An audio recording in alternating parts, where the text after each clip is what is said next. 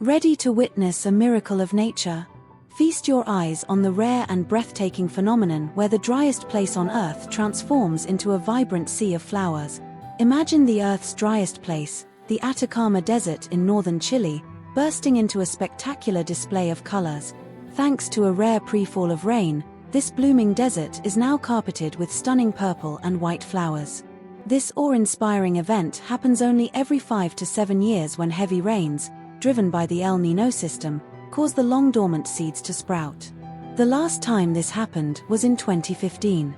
Join me as we explore this extraordinary transformation and experience the beauty of the Atacama Desert in full bloom,